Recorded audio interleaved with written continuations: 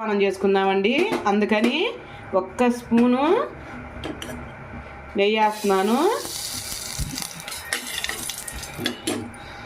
దాంట్లోకి కొంచెం జీడిపప్పు, ఇది కొంచెం ఎర్రగా రావాలి. కొంచెం సేమియా వేసుకుందాం.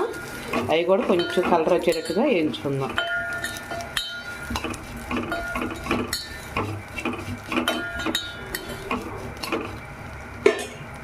ఎర్రగా వచ్చే చాలండి. బియ్యం వేసుకుందాం. బియ్యం వేసుకొని కొంచెం అలా కొంచెం 2 నిమిషాలు అలా ఉంచుకుందాం.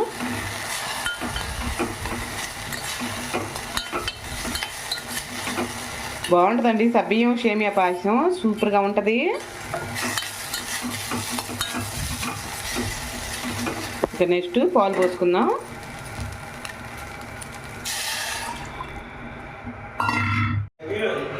పాలు పోసాక ఒకసారి అలా తిప్పుకోవాలండి, లేకపోతే అడుగంటుతాయి.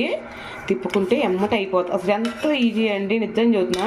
సబ్బియ్యం మటుకాయ కాసేపు ముందర నానబెట్టుకున్నామంటే ఎంతో ఈజీగా అయిపోతుంది. తొందరగా అయ్యేది ఏదమ్మా అంటే ఇదేనండి. నేనైతే తొందరగా అయ్యేది ఇదేననుకుంటాను, నిజంగా అండి. ముక్కలు వేసుకుందామండి.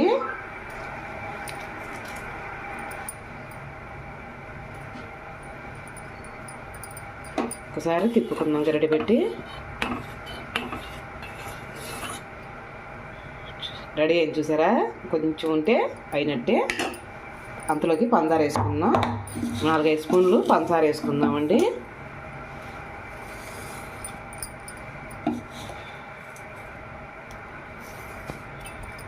ఇంకా సబ్బియ్యం ఉడకొచ్చి చూసారా, మనకు అవపడుతున్నాయి. రెడీ అయింది. అయ్యాక ఒక్కరవా చిట్టికడు ఎంతండి, చిన్న కల్లుప్పు వేస్తున్నాను. చిన్న ఇదిగోండి చాలు. అంటే ఏ స్వీట్లో అయినా సరే ఉప్పు వేస్తే దాని టేస్టే వేరుగా ఉంటుంది. ఇదిగోండి పాలు కూడా బాగుంటాయి చూడండి, ఎరగలేదు. ఇంకా మనం గిన్నెలో పోసుకుందాం అండి. రెడీ అయింది. మా అబ్బాయి కాడికి వెళ్ళి ఎలా ఉందో అడుగుతాను. చెప్పమ్మా. సబ్బియ్యం కూడా ఉడికినాయి కదా బాగా. ఏం చూపి. సబ్బియ్యం మధ్యలో తెల్లగానే ఉన్నాయి, ఇంకా అంతే ఉంటాయి నాన్న. బాగానే ఉంది. బాగానే ఉందా? ఓకేనండి. ఈ వీడియో నచ్చితే ఒక లైక్ చేసి ఒక కామెంట్ చేయరా. ఇదిగోండి చూడండి, మా అబ్బాయి అలా అని అంటుంటాడులే కానీ కామెడీ చేస్తుంటాడు. సూపర్గా కుదిరిందండి. ఇదిగోండి, అంటే ఉన్నమాట నిజం ఏందో బయట చెప్పేస్తారు మా పిల్లలు. ఇదిగోండి సూపర్గా కుదిరింది.